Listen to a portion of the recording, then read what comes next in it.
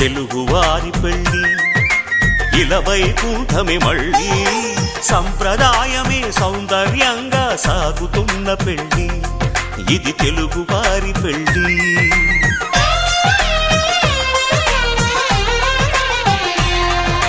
తెలుగువారి పెళ్ళి ఇలవైకుంఠమే మళ్ళీ సంప్రదాయమే సౌందర్యంగా సాగుతున్న పెళ్ళి ఇది తెలుగువారి పెళ్ళి ఒకరికి ఒకరని అనుకుంటే అదే నిశ్చితార్థం